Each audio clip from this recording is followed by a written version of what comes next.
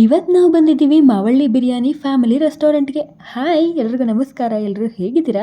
ಇದು Sunday mini vlog. ಬೆಳಗ್ಗೆ ಬೆಳಗ್ಗೆನೇ ತಿಂಡಿಗೆ ಉಪ್ಪಿಟ್ಟು ಕೇಸರಿ ಬಾತ್ ಮಾಡಿಕೊಂಡು ತಿನ್ಕೊಂಡು ನಾವು ಹೊರಟಿದ್ದು ನೆಲಮಂಗಲದ ಕಡೆಗೆ. ರೀಲ್ಸಲ್ಲೆಲ್ಲ ಸಿಕ್ಕಾಪಟ್ಟೆ ಫೇಮಸ್ ಆಗಿರೋ ಮಾವಳ್ಳಿ ಬಿರಿಯಾನಿ ಹೇಗಿರುತ್ತೆ ಟೇಸ್ಟ್ ಮಾಡೋಣ ಅಂತ ಬಂದ್ವಿ. ಮೇಲಿರೋ ಕೋಳಿ ಸ್ಟ್ಯಾಚು ನೋಡಿನೇ ಇಲ್ಲಿ ತುಂಬ ಜನ ಬಿರಿಯಾನಿ ತಿನ್ನೋದಕ್ಕೆ ಬರ್ತಾರೆ ಅನ್ಸುತ್ತೆ.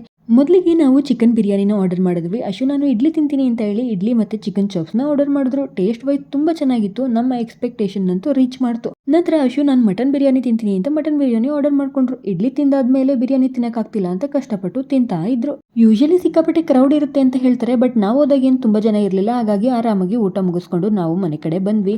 ಮನೆಗೆ ಬಂದಮೇಲೆ ಮೊಟ್ಟೆ ಎಲ್ಲ ಖಾಲಿ ಆಗಿತ್ತು. ಹಾಗಾಗಿ ಅಂಗಡಿಗೆ ಹೋಗಿ ಮೊಟ್ಟೆನೆಲ್ಲ ತೊಗೊಂಡು ಬಂದ್ವಿ. ನನಗೆ ಪಿಜ್ಜಾ ತಿನ್ನಬೇಕು ಅನ್ನಿಸ್ತಿದೆ ಅಂತ ಅಂದರು. ಸೊ ಮನೆ ಹತ್ರನೇ ಇರುವಂಥ ಮೆಕ್ಡೊನಾಲ್ಡ್ಸ್ಗೆ ಹೋಗಿ ಪಿಜ್ಜಾ ಆರ್ಡರ್ ಮಾಡಿಕೊಂಡು ಪಿಜ್ಜಾ ತಿನ್ಕೊಂಡು ಮನೆಗೆ ಬಂದ್ವಿ.